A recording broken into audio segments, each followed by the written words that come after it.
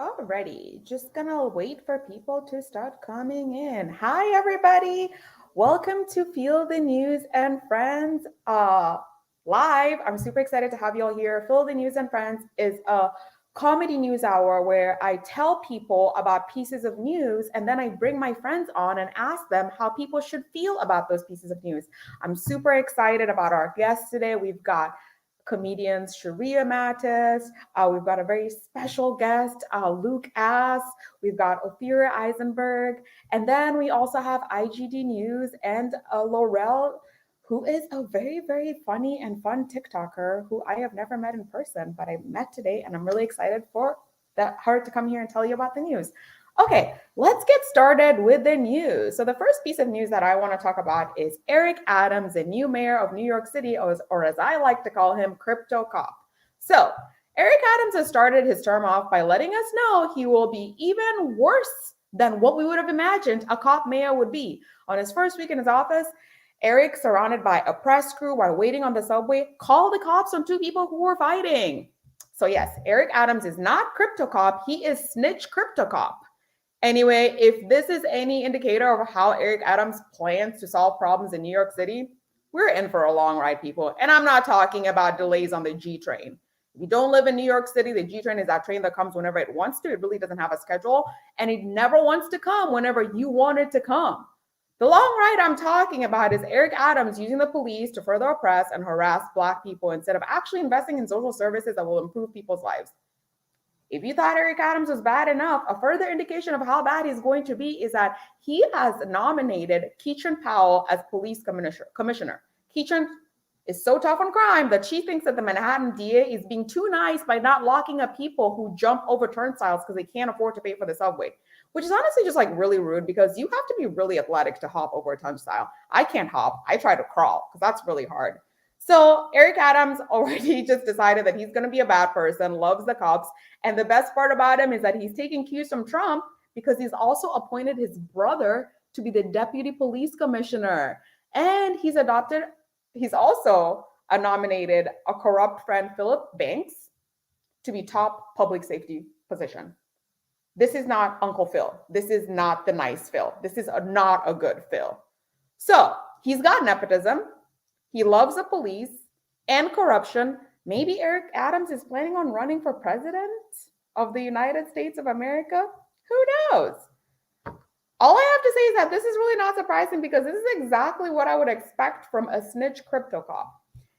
Here to help me tell you how you should feel about this news is Sheria Mattis, a New York comedian, stand-up comedian, and writer. Sheria, thank you so much for joining me here today. Hello. Oh my goodness. I'm so excited. I'm excited for you to be here. I got you the same way Eric Adams is going to fill his cabinet. Just pure cronyism and nepotism. I love it. I love it for him. But before we get your feelings about Eric Adams being the crypto cop that none of us asked for nor deserves. I mean, some people did ask for him because they voted for him, which is like, who are these people? Ooh, anyway, so I just want to ask you some questions so people can get a better understanding of what your political stance is so that they know whether they can trust your feelings about the news. So in order to figure out what you stand politically, Sheria, I have two questions for you. And the first question is, who would you prefer to be mayor of New York City? Eric Adams or Batman? Oh, Jesus. They're both corrupt millionaires. They're both who like to work with the cops. Don't forget that part. Yeah, who work with the cops and don't fix poverty. I guess, you know what? I figure overthrow the government. But no. I like overthrow the government. That's a good solution instead of having Batman or Eric Adams as a choice. Yeah, I feel like that's a good option. And maybe Eric Adams should just wear a bad suit. That'll make him better. But I like your answer. Overthrow the government is great. This is a comedy show, FBI. Don't come here looking for us or trying to come for us. We're stand-up comedians. We make jokes. That's what we do. We don't really mean it. The government. I love the government. We don't actually mean you should overthrow the government. I mean, unless you want to, but we didn't tell you to do it. They gonna come to my door. Don't come to our door. Do not take political advice from stand-up comedians. Up next, when was the last time you called the cops on someone and why? I like to call the cops on a Black person at least once a day. It makes me feel powerful. I prefer to do that, honestly. I saw a single Black mother carrying groceries and she dropped some, and I called the cops on her for littering, and they took care of her. Littering is bad. It's bad. Now, see, when you call the cops on Black people, do you use like a white voice, like so that like they know that it's a white lady who's scared, or are we just like using like Sheria voice? No. We can't just use my voice. We want them to come. Like we can't. They're not gonna come if I'm just like, hey, I'm not Eric Adams. They're not. And you're like, oh my gosh, somebody just dropped a carrot, and that's I'm like, carrot. I am a frightened Caucasian woman, and I demand the police, and they come like that. It's amazing. What was that, like the Queen's voice? I demand the police come and harass this poor woman with her groceries. That was my British accent. Anyway, Sheria, I do feel like your political views are kind of sus because you're calling the cops on Black women. But the fact that you said that maybe people should overthrow the government makes me feel like people can potentially trust you. We can overlook the calling the cops on Black people because everybody else does. Okay, so if I let the white people call the cops on Black people all the time, isn't that worse? Isn't Martin Luther King's dream for me to utilize the police to abuse Black people? Equal opportunity, equality for all. I mean, that's what he would have wanted for all of us. So, I mean, the way you flip that, I will say that I feel like people can trust you more now. You're just trying to be our ancestors' wildest dreams. You just want to. Yeah, I love that for you. So now that I feel like I've decided that people can trust your political views, I'm going to go into the questions about your feelings about what Eric Adams has done, which includes, calling the cops on two people who were fighting, appointing his brother as like one of his people to protect him because of hate crimes, apparently is why he said that he did that.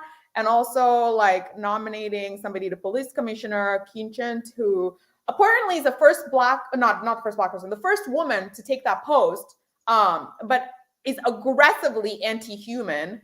So I just like want to get your feelings about Eric Adams' mayorship so far, what he's doing, his moves, how you feel about them. He is killing it.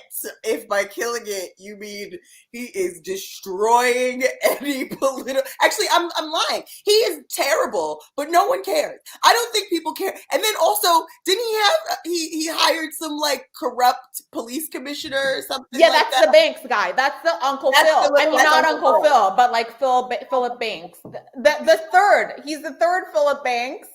In case you wanted to know. And man, it was involved in an FBI. Like he was like that's insane. It's just he's killing it. He is doing everything. He is shitting on low skilled workers. Oh yeah. The whole low skilled. I did not include that here, but the whole low skilled worker thing is extremely upsetting because I was a server for years. I quit my service job because it was too hard to work at Banana Republic, which then I quit to become a product manager for corporate America. Do you understand that? It was much easier and I got paid a lot more to sit around and do nothing. I don't think anybody who works at that job could hack it as a server for one day or even half a day. Not even I'm talking like not even like the easiest server days. Like I was a server. I got like a real job recently. But like don't say real. You mean don't say real job. Don't use that word. Being a server is a real. See, that's no, it's not. Being a server is slave labor. Let's stop fucking bullshitting. Like being a server isn't just like it's just extra hard on your body and brain and self-esteem. It's not a job. It is a punishment for being poor. It is a punishment. Can I tell you something that happened to me one time as a server? I was carrying a tray of food. Wait, never mind. Back up. I had a table of 6. Very excited. Could potentially be a really good tip. We don't have money. Brought them their beers. Beers spilled all over the table, right? Setting up the scene. Come back with a plate of their food. Slipped on the floor. all my food went up crashing and I fell on my back. And you know what they did? They were like, we're gonna be nice and not make you pay for these plates. Not even like, are you alive? Did you get a concussion? These are the types of people that Eric Adams is like shitting on. Yes, yes, yes. And also the types of people who, like, was that your manager who said we're going to be nice and not make you pay for the plates? The managers and the restaurant owners are absolutely the worst humans alive. I have been like, I feel like I've definitely had Harriet Tubman. Her ghost kind of like appeared to me as one of my white managers was screaming. Save you, like trying to save you. It's like, bitch, I'm here to save you from slavery. Oh, oh my God. Like that ass the way, and they're absolutely corrupt because they're not paying you. The customers are paying you. They're barely paying you. The owners, they're just stealing your wages. And listen, the revenge that I will have on the restaurant owners who treated me badly when I ever come into power. Oh my God. So you're like going to be like an evil autocrat? Oh, wow. Sheria, I love this. You know what I say? I say that serving is not a real job. It is a villain origin story. Okay. Oh God. Yes. It is a villain origin story. I have a shit list of customers and managers and people who just pass by. They're like of people who I will fuck up as soon as I get rich. As soon as I get rich enough. As soon as you have that money crashing money, you'll just come and smash them with your wall. Just smash. That's right. I can't wait. Every one of them. Find them at their jobs, buy the restaurant, fire them, and just like leave it open. Like not even. Anyway, back to Eric Adams. Eric Adams is bad. We don't like him. And the thing that worries me about the most is that didn't he take a picture with Bloomberg, and they were like hanging out like besties. And I think he also like he's a fan of stop and frisk. He's bringing back solitary to Rikers. This man is a white man's dream come true. Like you know, if he did all this stuff and he was a white dude, they were like, that's racist. But because he's a black guy, they're like, it's just Eric. You know, Eric Adams's family crest is the term is all kinfolk, all skin folk and kinfolk. That's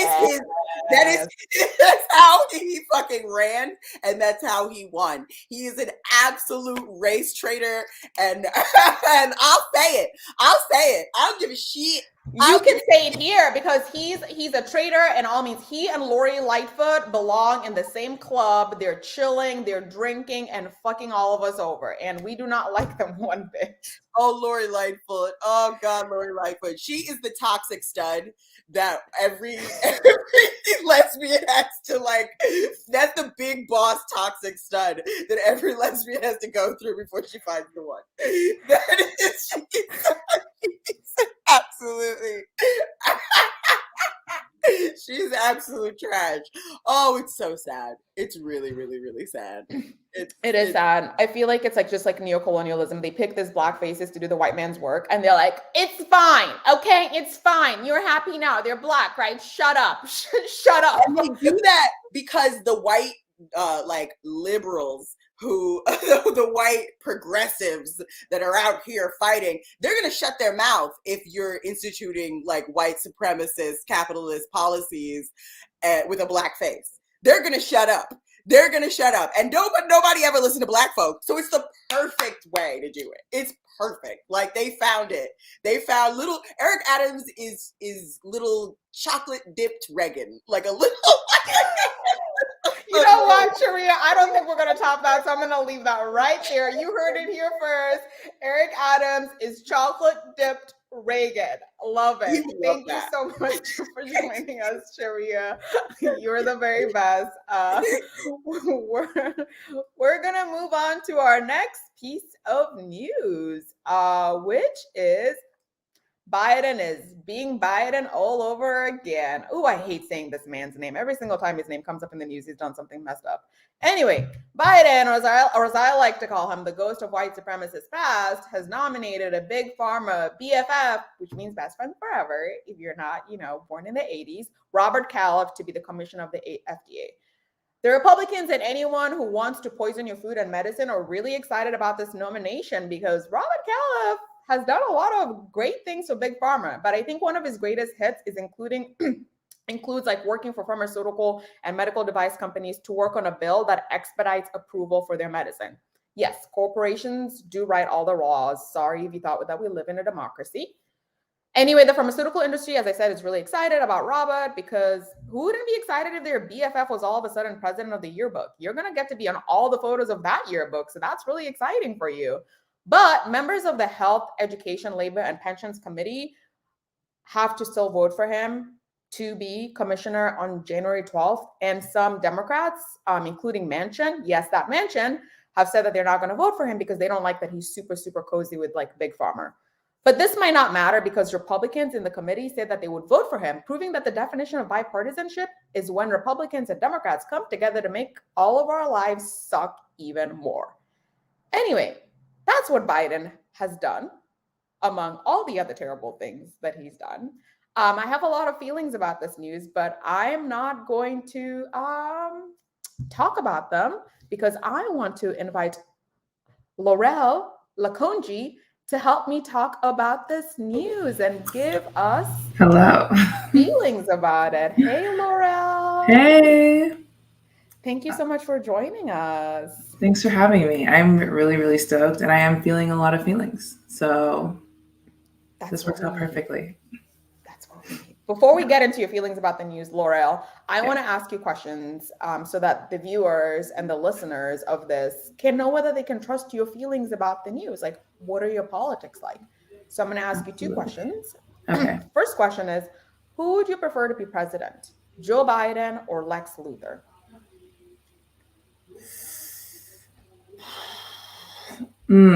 Okay. I'm kind of split. No, I'm not. Well, I don't know. Like the accelerationist in me is just like, okay, Lex Luthor, because it's clear. And we won't have people kind of confused or like, oh, well, he was like best friends with Obama though. Like they have bracelets. They'll know what's up. They'll know what's up. Also, like real people with real lives will be impacted by the choice to make Lex Luthor president. I just don't. I'm like, why don't we just move past presidents, having presidents, needing presidents? Let's just. I think it's an impossible question because it's not a question we should ask anymore. It's like, what's next? What are we doing now? Yes, love that. And let's move past presidents. All they do is make our lives worse and pick their friends to screw us over. Literally. Okay. Literally. Yeah, actually with Biden, it is literally. Oh boy. Okay. Love that answer. I feel like we can trust you so far. Next question. When was the last time you worked with a legislator to write a law that you wanted to be a law? Mentally, yesterday. Realistically, I've never done that. Wait, no, what was the law? What was the law that you mentally worked with your legislator with to write? Let's just make it so people have to shut the fuck up. And if you don't like color at least like 5 like little drawings in your book a day, don't speak. Like you don't get to talk about anything relating to other people's lives. Because I really feel like I work with kids, so I'm just like, they just color, they take their naps, and they're fine. Like, they don't fight with people. Even if they do, they just move on. And I think if adults did that, I think people are just bored. Like, I'm really like, you guys are bored. A bored person does, like, police work. Like, I don't think that's something, if your life was stimulating, you would want to engage in. Yeah, like why would you police other people's lives when you got shit going on? It's like, I'm bored, so it's like minding other people's business because you got none of your own to mind. Exactly. Let's legally just mind our business. I just don't think that's like so hard. And I'm at the point where a part of me is like, I actually don't care if you're a white supremacist if you just do it at your house with your friends and then just leave it there. Just don't do it outside. And then just like, don't mind anyone else's business. Like, think those thoughts. Just leave me out of it. Don't make laws about it. I don't want to change your mind. I just want to live my life. Like, you do you. I don't want to be friends with you.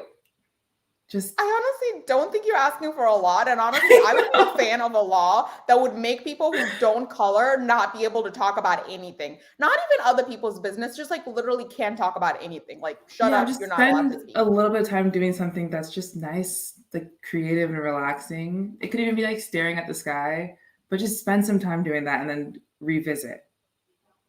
Just check in again. Do you want to do this? Do you want to like hire your friends to arrest Black people, or do you want to just have barbecue, chill on the rooftop, drink some wine, like relax? I don't know. Oh man, I don't It's even know if I want to keep asking questions because that was so relaxing. And I feel like if everybody listened to you, the world would just like be a better place. Like, look outside before you call the cops on your Black neighbor. I was Just like, like enjoy the okay. weather for Yeah, like just like 2 live seconds. life. This is so silly. I just want to have a good time. The pandemic's been so hard on all of us. Like, let's just relax. And not make it hard on other Chill. people. Ugh. Laurel, I will say, I feel like we can trust your feelings about the news Oh, thank because you. A, you don't think that we should have presidents, which, okay, we shouldn't. B, you don't think that other people should be minding other people's business and they should be forced to color. I think that's amazing. You're a patron of the arts who's not giving money, but just like patroning with your advice and care. I'm like, And let's I just love run the that. world like kindergarten forever, please. Everybody color. Oh my God. Do you know how much how much better the world would be? Everybody color and take naps and you get a juice box. Like that is. And then you like bring in someone fun to teach a lesson. Someone can come talk about, oh, here are all the leaves outside. Isn't that nice? Let's go identify leaves. I would love that. I would love doing something very simple for the rest of my life. You know what you should do? You should just like create like a kindergarten for adults where adults can just go there every day. I feel like people would like love that just to go. I want to. I'm actually kind of doing that.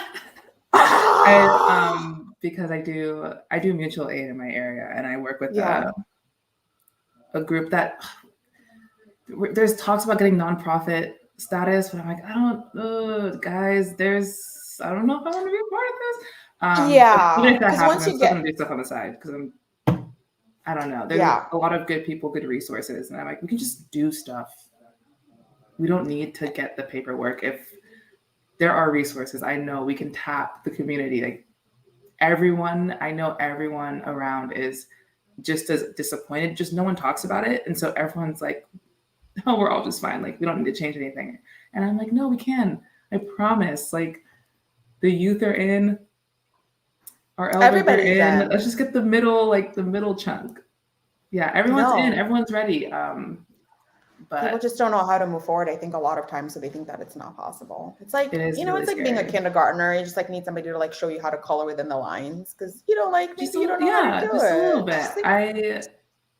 I do. Moving forward is hard. That is a question that. I mean, I took a break off interacting with like my life really outside of work. I was like, okay, what's next? Actually, I have said a lot about what I think is wrong, but what do we do now? And I mean, my conclusion's been like, okay, I just got to get started, like start doing something. I might just go meet my neighbors, like if I'm going to talk about building community, I should probably know my neighbors. That is the hugest thing is like meeting your neighbors. People don't realize that, but like isolationism is how capitalists gets us. They're like, we're going to take you out as separate people, but if we come together, it's harder to do that. No, literally. I'm like, no, do you really think someone would beat you up if they knew a couple things about you? Like it wouldn't be as easy, but if no one knows who you are, it's like, they don't give a fuck what happens to you. So yeah. And also people won't beat you up if they know that you know a lot of people because they'll be scared that those people will come to get them. Exactly. It's like the whole thing about like having friends who will like jump anybody who fucks with you. It's good street cred to have. Yes. But let's move on to the news that we just talked about. What are your feelings about Joe Biden picking Robert Califf, who is the BFFs with Big Pharma, to oversee Big Pharma? First thought is, are we surprised? Like this is exactly what was going to happen when Joe Biden became president. And I have like CNN pilled parents. So like we're really fighting. I'm fighting for my life in this home sometimes. Oh, by the way, I just love that you highlighted the CNN pilled parents, because a lot of people are always like, Fox News is bad, and it is bad. But I'm so like, is no. CNN. FYI, just going to toss that out there. Please continue.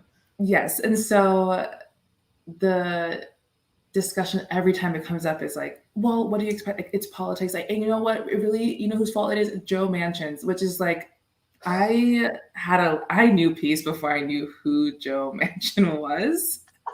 Like, I've never wanted to know this man. And now I've been like on his wiki and like looked into his family, and I was like, who? And he's just like digging through his family tree, like looking up like who's your great grandpa, and why like, are you the person who like they're putting everything on like, you, and they don't want to do shit. Like, do I need to know? Have you done? No, he's like a centrist. I don't know what that means. I'm like, you're a conservative. Like, save it, Joe. Move on. But I think for me, it's like at the end of the day, money is what motivates these people. And I know that if a regular person I know in real life can be like, oh, like, yes, this person's problematic, but we're friends. I know that's going to translate higher up. And the difference is they have a lot of power over our lives, but they're probably like, yeah, but you know, like, they're actually really nice to me. And it's just like, this is what's happening at the top. And people in like, they don't know me. They don't know anyone. They just hang out together and then theorize. And that's kind of why also I'm like, if you read theory only, you can't truly connect and help people because you don't have like a connection to what's happening. And I'm like, they're just playing pretend, and they all don't know what they're doing, because I don't know what makes them qualified except for like going to law school, or like being rich, or like having rich friends, or like being white and having rich friends. Exactly. And like the law that we follow, a lot of it is ripped from Romans, and they were psychotic people. Like their government structures it is actually deranged. And I'm like, I don't care. Nothing you have to say is going to work for me. So at this point, I'm just like, I don't know what to say. I don't care. I think you said a lot of very important things. You're like, did you say you don't care? I'm tired. I'm going to just save my energy to do something for a real person, or try to help Black people I know in my white ass town, because that's waiting to vote in 4 years and already being like pre-threatened about voting and the consequences of voting by CNN. I'm like, don't put a conservative win on me. Like, don't start doing that. Stop setting me up for this. So it's just, yeah. But also, like, if you want us to vote for you, like, forgive student loans, give us healthcare. And like, the thing is, like, we vote, you don't do what we want us, you want us. So why would voting help? And why should that's what's it's not like there's a disconnect. I vote, I want you to do this, but then you don't do what I say. So it's not like you don't listen to me. So why does my voting matter? Why don't I just sit my ass home? Like, what are you talking about? Exactly. It's just it's gaslighting. And I truly, because I'll sit there sometimes and I'm like, what is real? I don't know. I feel one way about life, but the people in charge who are like, you asked me to be here, are saying another thing that is not my reality. And it will actually drive someone insane. It's not right. And I have to go no contact with politics. I'm sorry. Like, for my own safety, like, we're breaking up. I have to break up with you. Break up with politics. It's not good, and it doesn't serve anybody, because it doesn't do anything except for make us sad and upset. But you know what does help, as you said, mutual aid and getting to know your neighbors. And I love that. So thank you so much for sharing all your wisdom with us, Laurel. I am excited that you came to the show, and we will see you back during our high moment at the end of the show. Of course. I'm excited. Bye. See you in a little bit. Alrighty. Wow. Laurel. Has the most relaxing voice and such good nuggets of wisdom. So happy that Laurel could join us today. And so I'm just going to go ahead and move on to our next piece of news, which is about cryptocurrency. So in the past, I've made a lot of disparaging comments about people who are into crypto, and I felt bad about it because I know nothing about crypto. Today, I'm not sorry about it because it turns out crypto is just another man-made thing that was created to destroy the planet and make people with no personalities feel special. There's nothing remotely interesting about me, you say, but I know a whole lot about crypto. Look at me, I'm cool. I'm not sorry about that. I'm not sorry that I say that at all because crypto mining is actually destroying the planet and the livelihood of vulnerable populations. For example, Bitcoin mining in Seneca Valley in New York has led to an increase in the lake temperature, the Lake Seneca temperature, because get this, the facility pulls that Bitcoin mining facility pulls 139 gallons of water from that lake and then discharges up to 135 million gallons daily with temperatures up to 108 degrees. So cryptocurrency mining is literally increasing the temperature of a whole ass lake. Which, I mean, turning a lake into a hot tub is like a really sexy, romantic thing. Like if you're like on a date, it's sweet. You can get into some warm water, hang out with your sweetie. But I don't think the trout that live in that lake or recipients of that lake are having any fun at all. Like a lot of people who are like proponents of cryptocurrency have said that cryptocurrency is great because it's like a liberatory currency because it removes us from like depending on the banking system and the governments, which it turns out that's really not the case. It turns out like cryptocurrency, which I cannot say, cryptocurrency is just like another ploy by capitalists to trick us all into thinking that we can all gain from something that is only good for them and bad for the planet. So no, I'm not sorry about saying cryptocurrency is a currency of bros who don't have a personality. Having said all that, my feelings are very clear, but I want to bring a very fun special guest. Everybody's been fun and special guest to talk to me about her feelings about crypto mining destroying the planet and people's lives. Thank you so much for joining us, Ophira. Thanks. I feel fun and special. I am fun and special. Thank you. Oh, everyone is fun and special. Ophira, before we get into your feelings about this piece of news, I just want to ask you some questions so that people who are listening or watching can get an understanding of like your politics to know whether they can, trust your feelings about the news. Yeah. Okay. So I have two questions. My first question is like, do you think it's okay to publicly make fun of people who are into crypto? Yeah, it's called punching up. I love that answer. I love it was short and sweet. Perfect. All right. Name two cryptocurrencies. Bitcoin and Ethereum. I'm worried that you know that, but I feel like your first answer was so succinct. I feel like maybe we can trust your feelings about cryptocurrency, even though you know more about it than I do, which is honestly nothing. I just learned out about Bitcoin. I feel like it's good not to know much about it, although it's creeping on us. It is creeping on us, and I, like you, when I hear about it, I just want to stop hearing about it. All I can think about is, how do I end hearing about it?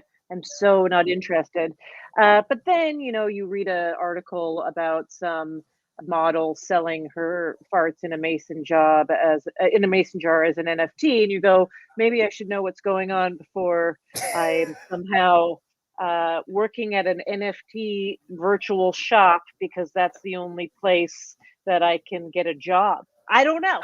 I know, that is like the scariest thing about it is like, should I learn about this? Because one day I'm going to need a job and they're going to be like, what do you know about crypto and NFTs? And I'm going to be like, oh, and then they're going to be like, well, you're unhireable. You're an unskilled worker. Right. Or they're going to be like, well, send us, in order to do this, whatever thing. Oh, you have a desire, you have a dream. It's going to cost like 25 Bitcoins. And you're like, but I just decided never to buy that because I think it's bullshit. And there you are. It's like it's like money isn't real, but it doesn't matter if you think it's real or not. You still need it to buy food. That's the thing. And you're talking about how people that are these mining operations, which are just sometimes they're boats in the water. In the case of Seneca Lake, they're boats in the water that have no people or even infrastructure for people. They're just filled with computers that are using the cheap hydroelectric power because that way it is the most economical. And for some reason, this is allowed. And then it's ended up poisoning both the environment and the water. So you just think about that, and then it's causing environmental damage. Imagine if I said to you, I just found out that my dreams are causing solar flares.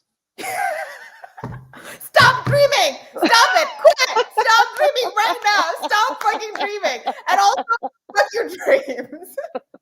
Yeah, they're real good, right? Right. My We hate dreams it. are of me buying Bitcoin. That's the weird part.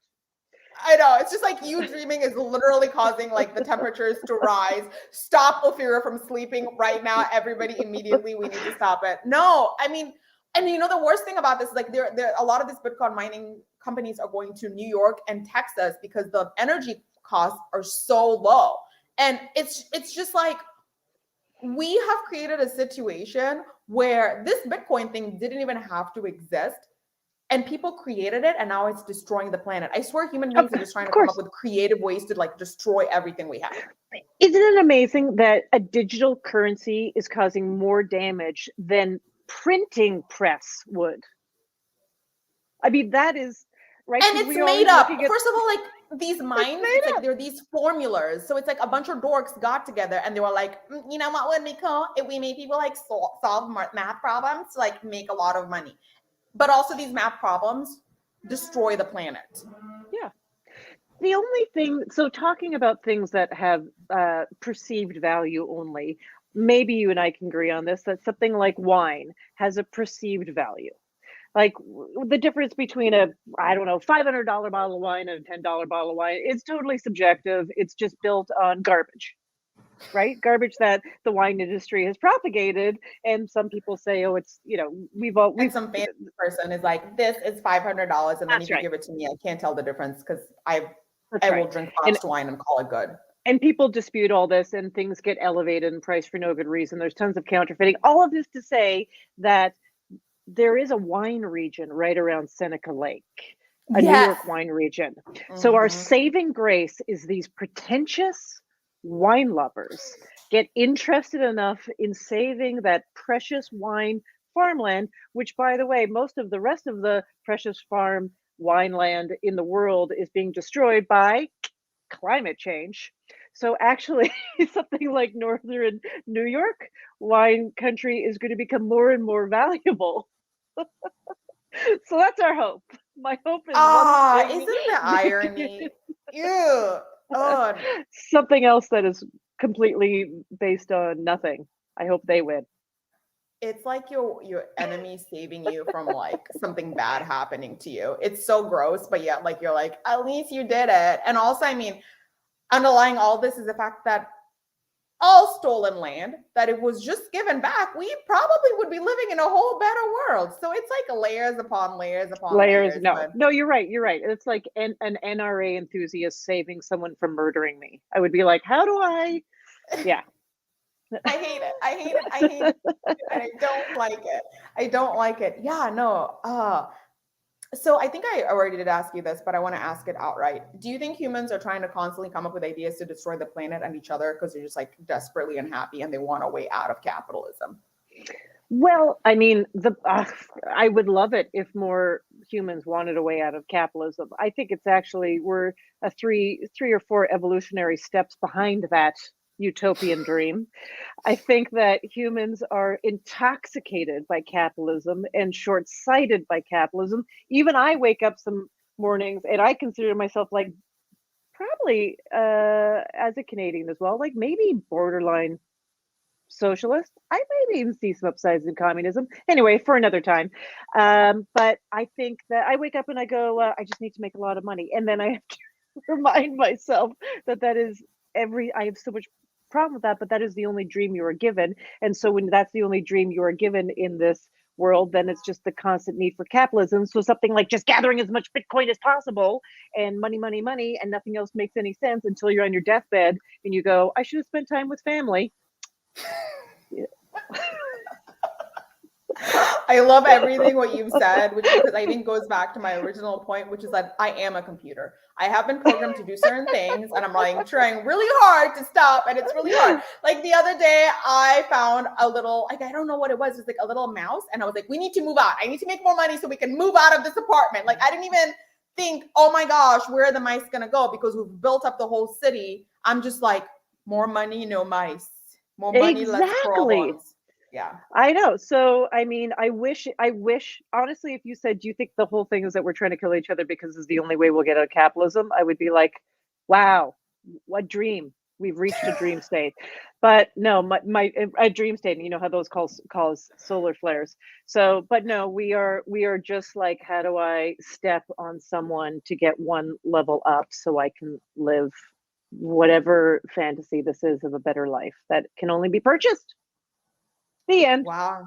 That was a great end. And somebody just chimed in and said, great to see you, Ophira. I was a big fan of Ask Me Another. Somebody just Oh, said thank that. you. Thank But you. Ophira, thank you so much for saying the truth, Pleasure. which is like we're all little programmed machines who just. And can I just do a shout out to anyone from Cornell who might watch? Ithaca is right near where this problem is. Get on it. I'm counting on you. And you did the right thing for calling it out, because I'm often just like so caught up in crying about it. I'm like, I don't know what to do. I'm just sad. Thank you so much for joining us, Ophira. We'll see you. Ophira is coming right back. Whoever just said that you love Ophira, for a high moment with us. So I'll see you hang soon. around, stick around. Thank you, Ophira. Thanks. Alrighty. And I'm going to take a little break from telling you a piece of news that you should have feelings about and invite a very, very special guest who I'm really excited to have on here to tell you about a piece of news that they found out about and their feelings about it. Please welcome to the stage a very funny person, Luke S., who is being a correspondent for Field the News today. Hey, Luke S., what's going on? You want to hit us with your news today, Luke S., and tell the people a little bit about you? Yeah, sure. My name's Lucas. I'm from Buxton, Massachusetts. I gotta say, I've been learning so much on this show so far. I've been learning so much. The mayor of New York, I think I would hate it no matter who it was. But, oh boy, Eric Adams. If the guy wanted to be NIMBY, he should have ran in New Jersey. I gotta say that. He's like the kid that you don't invite to the party, not because you're trying to be mean, but because you think he's going to call the cops. And then when he finds out he wasn't invited, he calls the cops anyway. Big Pharma. We were talking about Big Pharma. At first, I didn't realize the problem with that because I thought you were talking about my friend Big Sean Pharma. Big Sean, we call him Big Sean Pharma because he has chickens. But here's the thing. Why would you hire? You're already having a difficult time public messaging about the FDA, trying to get people to take the vaccines, trying to convince them there's no reason to have any trust issues in the medical system. And then you hire an executive from Big Pharma? I mean, that's like my friend Mikey. His girlfriend Regina thought he was cheating with his ex-girlfriend Christine, and he wasn't. But then he hired Christine at the Chili's that he runs, and everyone was like, why are you doing that? She already doesn't trust you. Why would you double down? Anyway, crypto destroying the planet. Oh boy, it's also destroying my group chat. We got Mikey, and Mike, and oh boy, they're all deep into it. Okay, I know we got a story coming up later, I think, about the strike at Columbia. That's great. Striking always works. When I was in grade school, they took away chicken nugget day, so we just started shitting on the floor of the bathrooms until they brought it back, and that worked.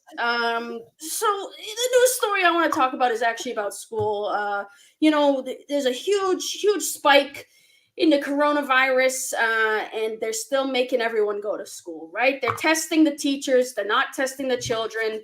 We have potentially the money and the potential infrastructure to be setting up routine testing at every school. All the private universities are doing it, but our public schools are not getting the same thing. The private high schools are going remote, and then their parents are the ones running the public high schools and deciding everyone needs to go to class. We all know that it's just because kids can't be left alone at home because they will get up to absolutely no good. Okay, one time when I was left alone, I caught a frog and I tried to put it inside me. No, I understand kids can't be left alone. The answer is simple. Let their parents stay home and suffer through their insufferable personalities with them. Pay them to stay home. Pay everyone to stay home. Send them food like every other smart country has already done. And here's the thing. All week, we kept hearing from the CDC and the president and God knows who that, kids aren't at risk. Kids are going to be fine. First of all, you're forgetting the people who work in the building. You're forgetting the kids who might be immunocompromised. Those people matter, so don't talk like they don't. Second of all, the CDC waits until Friday night at the end of a long battle of a week to get people stuffed in those public school buildings together to tell everyone that there is an increased risk of kids getting diabetes after getting COVID. Okay? They put that on a Friday night. All right? They put that the only Friday night that they could have done that worse with was Christmas Eve. Like, Jesus Christ, you put that out on a Friday night? And I gotta say, exposing kids to the potential of getting diabetes from getting COVID, there's way more fun ways to get diabetes, okay? You could get diabetes from eating Dunkin' Donuts every day. You could get diabetes from having a soft serve machine in your own house. You could get diabetes from having sex with someone who has diabetes. There's a lot of fun ways to get diabetes. So what I'm saying is, let's get, kids are people too. Disabled kids are people too. Poor kids are people too. These kids also have rights, and they have the right to not die in school for capitalism. So kids, I think if you want to go home, just start shitting on the floor. They'll listen soon enough. Thank you. I'm Lucas. Thank you so much, Lucas, for giving kids that good advice. Please shit on the floor if they make you go to school during COVID.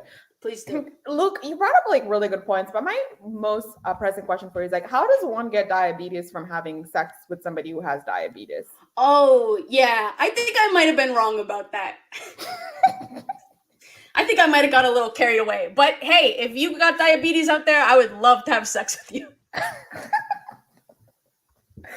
Luke asks, you did bring up a really, really, really good point also now, which is essentially the CDC is asking children and everybody to die for capitalism,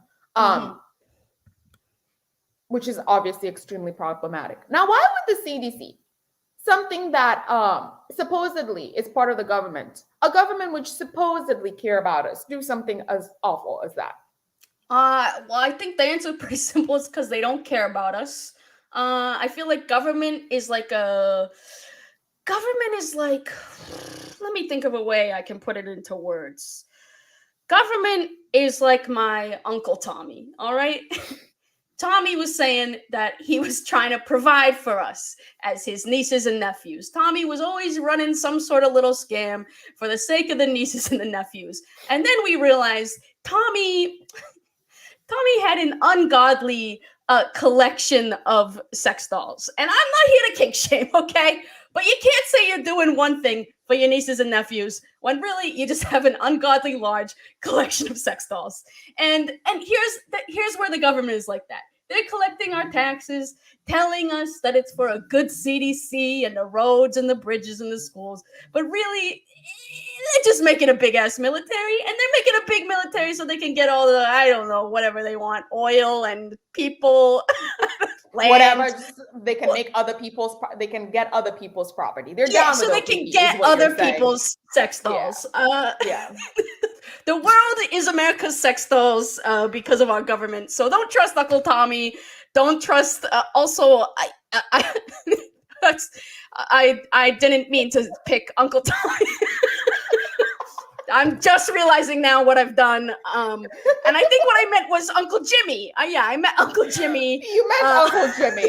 You got it confused. You were confused a bit. You have a lot of feelings. This is a show about feelings. Sometimes we get caught up in our feelings and we forget our uncle's names, and then we accidentally use other names. No one's going to hold this against you, Lucas. Thank you so much for coming to the show. Thanks for having me, Marcela. About everything. Thank you, Lucas. Thank you for having me. And that was Lucas, a very special correspondent to Field the News.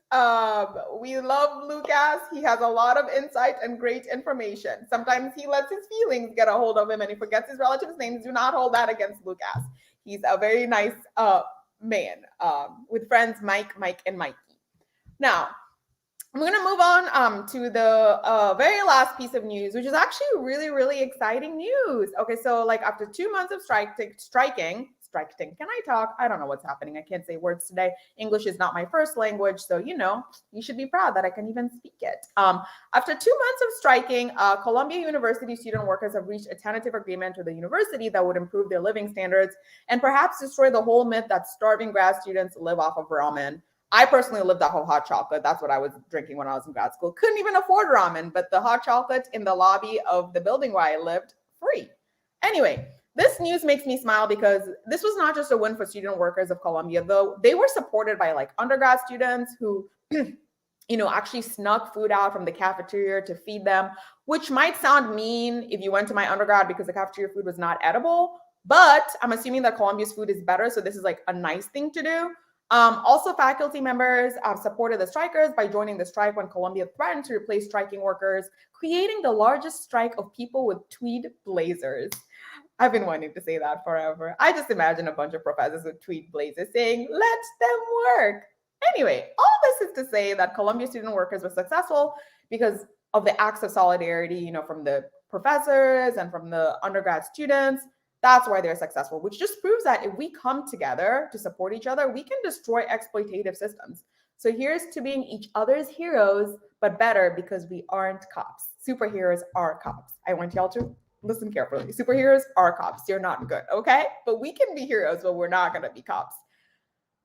Nonetheless, this is really great news, and I'm excited for Columbia University students. I hope that this contract goes through. But here to discuss feelings about this piece of news is somebody from IGD. It's going down news, which is an amazing news source for everything anti-capitalist, anti-fascist. They're actually covering the news on the ground that you're never going to hear from CNN or anybody else, because they're talking about what people are actually doing to fight this exploitative system.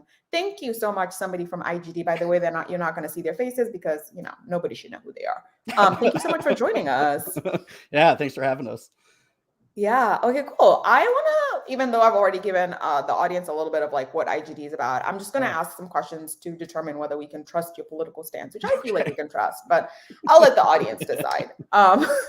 So first question, would you be willing to work with your work enemy to unionize? Ooh, yeah, if possible. Absolutely.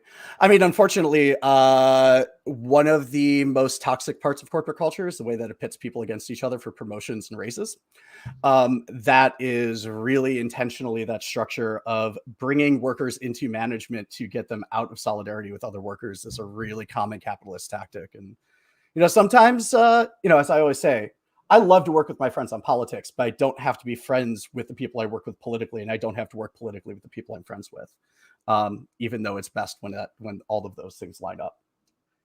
I love that. That's so true. So do you think it's corporate America's ploy to get your coworkers to eat your lunch so that they can hate you and you can hate them, and so that you don't come together to unionize? Yeah, it's also what water coolers are about. So we argue about television, right?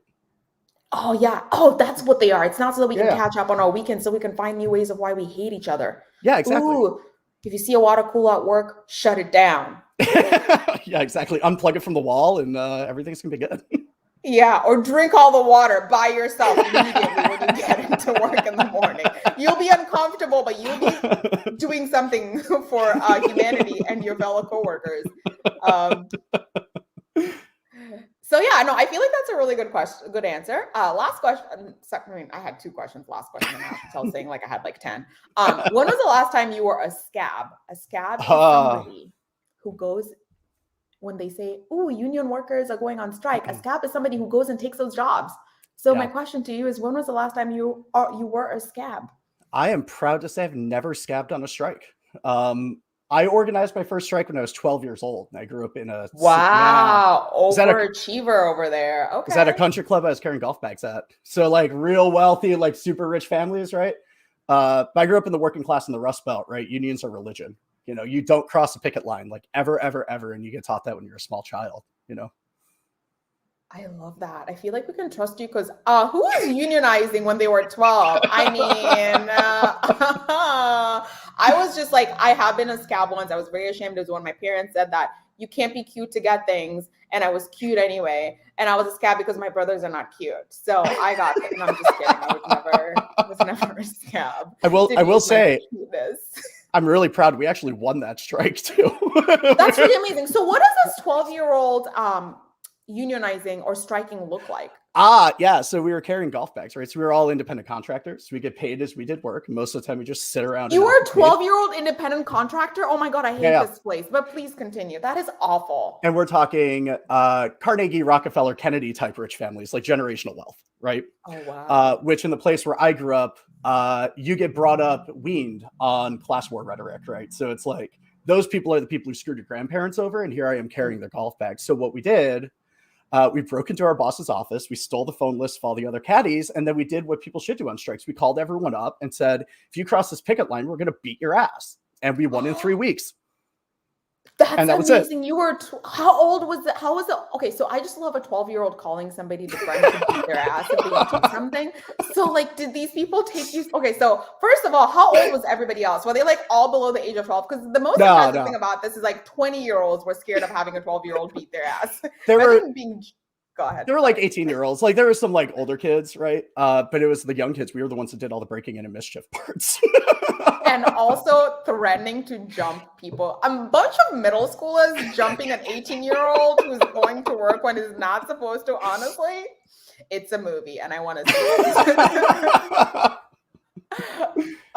That's amazing. So you called everybody on the list and then threatened to be there. Oh, wow. That's so cool. Oh, and we had not a single scab. Love that. Wow. Oh, wow. I don't know what I was doing at 12. Maybe this is what it is now. Okay. Okay. So knowing how you feel about unions, what are your feelings about Columbia University student workers getting support from like undergrad students and professors to like get this tentative contract with the university? Yeah, this is great. I mean, so just for a little background about myself, I'm a reformed academic, right? And so when I was in academia as a grad student, I was also in a union. This was in the SUNY system. Now, the thing that Columbia students did really, really, really well that the unions in the SUNY system wouldn't do is they were willing to actually shut their schools down. We had this like huge fight with our union, which was communication workers, who kept telling us, oh, well, you're not legally allowed to strike, so you can't. And eventually we just did. We just walked out one day. At Columbia, they didn't even wait for that. They just did it. And then they stuck with it. And so what the Columbia strike shows is I think 3 things. First is the actual connections that you build in the process of the strike are probably more important than the concessions that you win, right? At the end of the day, we have to keep in mind that like most union activity is for concessions with capital and not for actually destroying capital. And so even though we live more comfortably in capitalism when we're in a union, right? Which, you know, again, unions are religion where I grew up. It doesn't actually ultimately change the situation in a fundamental way, right? But the connections that we build in the process of building unions can. And this is actually the thing with the early labor movement that I think a lot of people miss. It's not about the fight for the 8-hour day. It's the fact that building those unions allowed for there to be capacity and inertia to fight for an 8-hour day, right? That all happened first, though. And it was the militancy of those struggles that was important. Secondly, persistence, right? They were out on strike for a good long time in the middle of a really hard period of time that we're living through right now. Where going on strike could be the difference between eating or not, right? And so it can get really hairy, especially when you're an entirely precarious worker like a student worker is.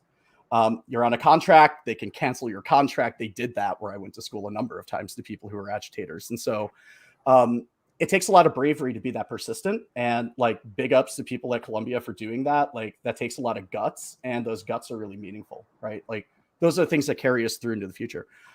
But the third thing is they showed the importance of direct action.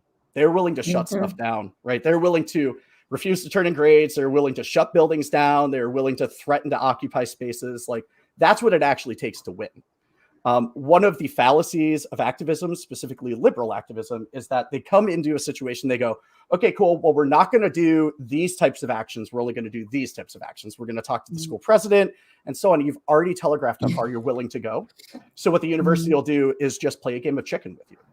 Students at Columbia and workers at Columbia decided to not do that. And that's ultimately why they were able to escalate themselves into a victory, right? And do it in a really measured way. So like, yeah, absolutely. We need to celebrate what they did there. That was really, really awesome. But we also have to recognize that is the beginning of something that hopefully is much cooler than that, right? Something much bigger, something more impactful. Yeah, no, I think I'm glad that you brought up like there's something bigger and more impactful. Do you think that the end goal for unions should be like to like take over and become worker owned? Like I've never asked you like what type of anarchist you are, but like are you like in the vein of like anarcho-syndicalists? Would you think that unions should like take over and become worker owned? Is that the goal, or is the goal for unions to like get rid of like work as we know it? Like yeah, which I love because I don't, work sucks. Labor is good. Work is trash, and we don't like it. Yeah, I mean, I identify personally as an insurrectionist. I'm not particularly interested in, communally organized, centralized industrial labor. All down. Joke. Joke. In Minecraft, right? Only in Minecraft, right? But yeah, I'm not particularly interested in a world in which unions bureaucratize work as a way to get ourselves to a better way of living, right? Now, if people want to do that and work collectively, there's something that comes out of autonomous Marxism that I think helps here, which is that the way that autonomists saw history, which is really different than the way that I think workerists see history. So autonomists saw history as this collective construction of all of us, right? There's dynamics within that, obviously. But at the end of the day, every house, every street light, every street was built by a worker somewhere, right? The entirety of history is the product of all of our collective actions, for better or worse. And so we are all bound up in that. And what that means is that sitting there and trying to break apart where one works and how one works and what the hierarchy of that workplace is in some, quote, post-revolutionary situation pretty much entirely defeats the purpose of the whole fighting for autonomy thing, right? Like, if we're going to go out there and fight for the possibility of different futures, we have to allow for the possibility of different futures and not sit there and say, this is how the world after this point is supposed to be. Yeah, and also like imagine a different future in a way that is not tied to, working, which is what capitalism is, and as exploitatively done so. It's like, like thinking of a new future, which is like still tied to this thing that people don't actually like doing. Like nobody actually likes the shitty work that we do. And I think allowing people to like imagine that better world, which for me personally is like smoking weed every day and maybe I don't know, I might not. Oh, yeah. But yeah, I know, I totally get that. Yeah, I thank you so much for like dropping your wisdom on not just like unionizing in Colombia, but also just like in terms of like what like a better future could potentially look like. I really appreciate that. Thank you. Having said that, thank you for coming. I'm going to let you go, but you'll come back for a high moment, which will be very short. I want to bring back Sheria Mattis to Sheria. I don't know what you're going to do, but you said you had a little rant about Lin-Manuel and his dad being evil. So I'm just going to let you have the floor and have you do that for 5 minutes. Oh my God. Thank you, Marcela. All right. 3 days ago was the anniversary of the January 6th insurrection. Or as I refer to it, the day all the white people fell off the wall. Hilarious, bro. You see that? Anyway,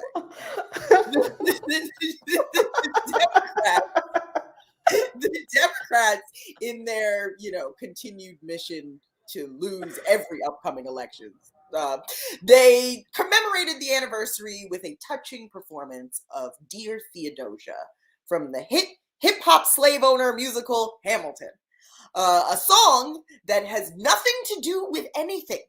Lin-Manuel Miranda introduced the piece with the kind of bug-eyed earnestness usually reserved for cartoon bunnies, and the internet roasted him and Pelosi accordingly. But here's the thing. I love Lin-Manuel Miranda. I love him. I can rap/sing Hamilton in its entirety from start to finish, and have to the loud, angry boos of my roommates. I love In the Heights, even with its colorist propaganda. And I've seen Encanto 4 times. That shit just came out. I love the songs. I love the story. And I was appropriately triggered by the mean immigrant grandmother. But Lin-Manuel Miranda is not just a problematic fave because he raps some colonialist rap. He also walks the colonialist walk. Lin's father is actually Luis Miranda, a noted New York political lobbyist who's worked with some of history's greatest monsters, like Ed Koch, Chuck Schumer, Rudy Giuliani, and Hillary Clinton. Huh? Oh, those emails.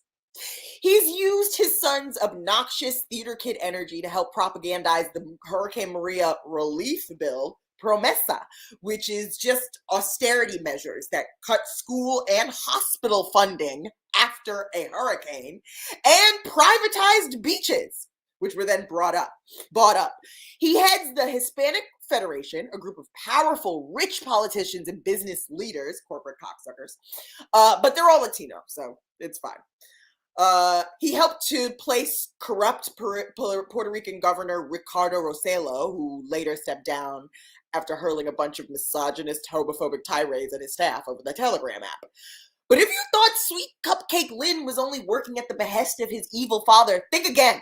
Lynn himself works with Starbucks, the Rockefeller Foundation, and Nestle, actual modern-day slavers, to revive the country's coffee industry by investing, no sis, not donating, investing in the introduction of climate-resistant coffee seeds, which obviously would be owned by those evil corporations, further increasing the archipelago's dependence on some deeply untrustworthy companies. Lynn and his father are basically responsible for like a whole soft coup in Puerto Rico, controlling their industries, their tourism. You can visit the Miranda's hometown as a part of a tourism package. I'm sure they don't get a cut of that. Their government, their economy. Luis even lobbied Congress to give the Hispanic Federation full power to oversee Puerto Rico's disaster relief funds. Meanwhile, Puerto Rico remains underfunded and totally underrepresented because, let's face it, they're a U.S. colony. Look, the songs slap. But next time you're singing along to We Don't Talk About Bruno, which is the best song from Encanto, just keep your eyes open and recognize that Lin-Manuel Miranda's genius is being used in service of capitalism and colonialism. Because he's just like his country. He's young, scrappy, and corrupt to his very core. Thank you. That's it. I love it. Oh my God. I did not know. Oh, can I clap? I did not know any of that. So thank you so much, correspondent Sheria Mattis, for Look it up, getting it all gets that. worse. Look it up, it's worse. I don't want to look it up. That's why you looked it up and came here to do this. I'm like Laurel. At this point, I don't want to know more because the more I learn, the worse it gets. I've learned enough, and I'm stopping the learning now. We are done. We know everything that we need to know. We are done learning. I'm done learning. Fair enough. I'm done too. Okay. Thank you so much, Sheria. I appreciated that. Okay, I'm gonna bring back everybody. Ophira, gonna bring back Laurel, gonna bring back Sheria, gonna bring back oh, it looks like it's not gonna let me do a lot of people at once. So I'm gonna start off, we're gonna do a high moment where I ask you about a moment that you've had when you're high. You've not had to be high to have had this moment. It could be just something that you thought about when you were deep in thought. To just share a high moment with us. I'll go first. A recent high moment that I had is that I am more sober when I'm high than when I am sober because I see things the way they really are. And sometimes when I'm sober, I'm like, wait, no, this isn't real. But then when I get high, I'm like, oh, wait, this is real. It's just really bad. So that's the high moment that I had. And I'm going to start off to the person on my right. I'm going to start off with you, Ophira. Ophira, what is that? What is a high moment that you've had? Great idea. Ophira, your sound is a little weird. I don't know. Is anybody else hearing Why that? is my senses say, hey, does make it any better? Yes? Not yet. Here, how about I'll have you come back in a moment when we can hear you. Okay. Yeah, all right. Alrighty. Laurel, tell us your high moment. Oh man. There's so many from the past year because I was truly checked out for a huge I love portion. the way you live life. Please adopt me. I think I did have a moment where I was sitting with my friend. We were looking. I used to have a really nice view, so I would look at the sunset. I'd watch the sunset every night, and I was like, I think I realized that magic was real, because it was a matter of, because I would take these walks and I'd be like, I can see options. Like, you don't understand. Like, I see there's just so many ways things can look. And I was like, what it's about is, I was like, we're like the internet and we're all different websites. So if you have like friends, you don't need to know much. You can be good at like one thing. And then once you build like the hive mind of the friend group, you can do almost anything, because you'll be able to like pick up the slack where someone falls. I'm like, and that's in a way magical, because like we can't do it by ourselves, but like it is really a communal project of just like patching in, because I'm not, like, science and math aren't my forte, but I have friends that are really good at that. And so like I'll bring up a concept, they'll finish, and it's like, see, I don't have to do this research. Like, someone else did it for me. And I was so excited. I was like, the world is going to change. Like, this is, once I get this information out, like, we're going to fix everything. And then I tried explaining to like 2 people that I know that like that are like fine with how the world is. And I was like, right, okay. I'm going to take a step back. I'm going to do some more reading. I'm going to come more prepared. But like, yeah, no, My Little Pony, when they said friendship is magic, like they said that. And that's the truth. Like, I can't even elaborate further. Like, that is, friendship is magic. Also, I just want to say, Sheria, I love Hamilton as well. It's like the most toxic part of me. I know every word. I watched it on the 4th, which is awful. And I was like, if you remove it from context, it's a great story. Like, the beats are so good. Thank you. It's an inspiring tale. When they lift those chairs, I'm like, yes, America. And I'm like, wait. America? No, I didn't mean it. I meant good stuff. Well, I also, for a minute, like, actually forgot the founding fathers were not Black and like people of color. I was like, this is just inspiring. And I was like, wait, no. These are white men. Like, white men got together and did that.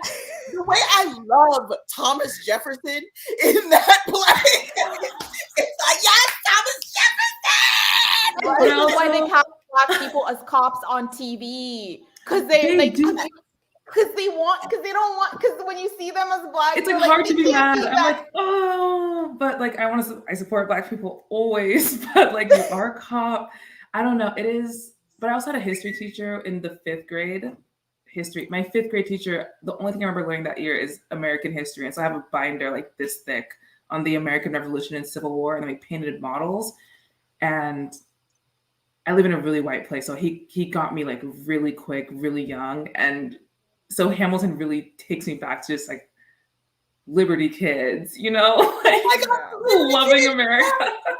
Yes, like living the dream. Like, I miss, sometimes I'm like, I'd give anything to go back to just like loving it here. Like Obama era, I didn't even know what was happening. I was too young, and I was like, oh my God, we did it. Like, it's fixed. No, I already want to take the blue pill all day, every day. I did the and all that stuff, but like my dad was like a crazy Black revolutionary, so he'd be like, you know, I knew about Sally Hemings before anybody else, and I ruined the classroom. Just made everybody sad with information my father gave me. So I have no excuse.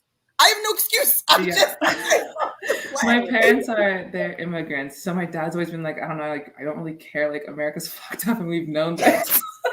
They're like, retirement times, like, we're leaving. Like, we came, we saw, we came here to like give you a better life. Yes. Turns out we were wrong. We're out. We're done.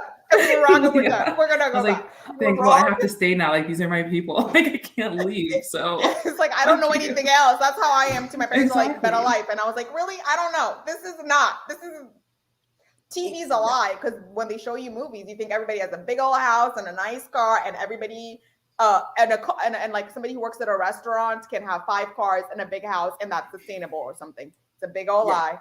Not America. Yes. Moving on to your Sheria. What is your high moment? Huh? If you work in a restaurant, you can go see a doctor. That's only in sitcoms.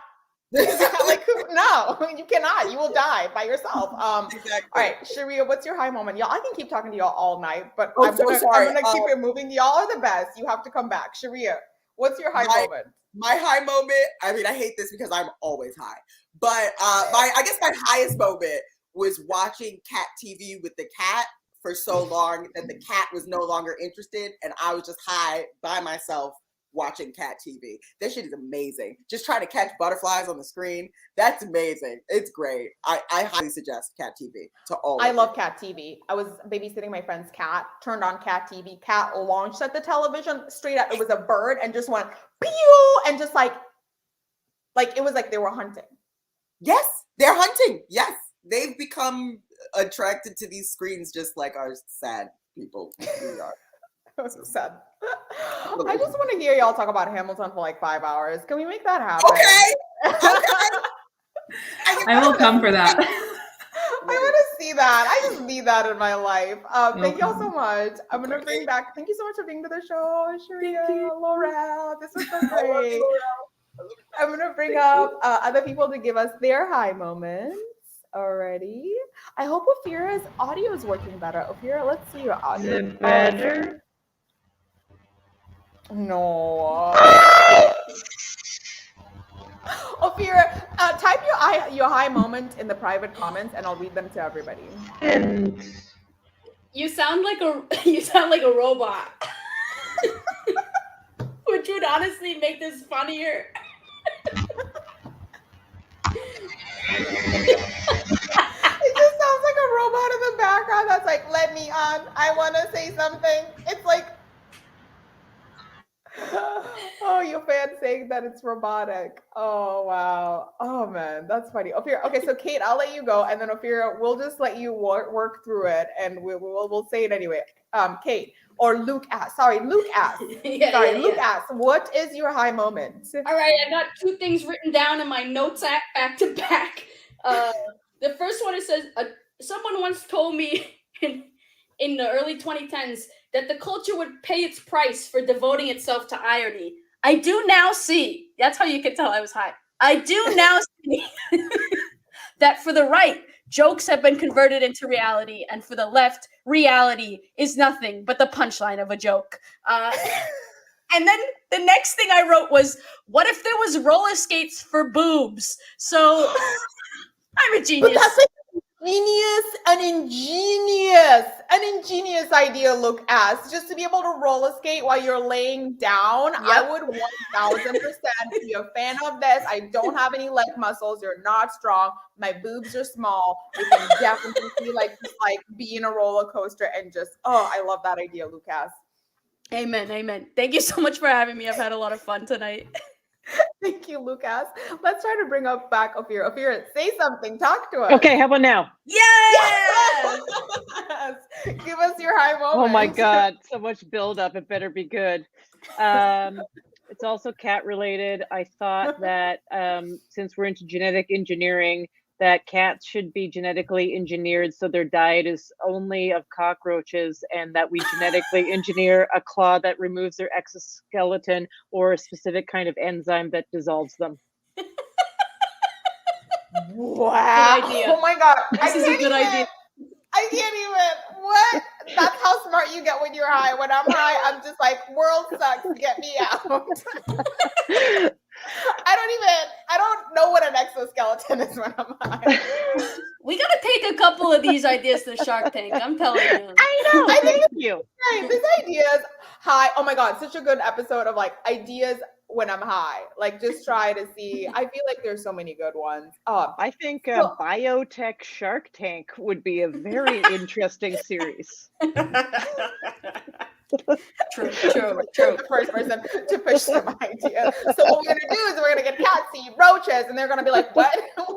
Exactly. What is happening?" Well, we have to genetically alter their saliva so it has enzymes that can dissolve the exoskeleton, so they're able to enjoy the meaty insides. This will also make them lethal to their human companions, which maybe is not such a bad thing.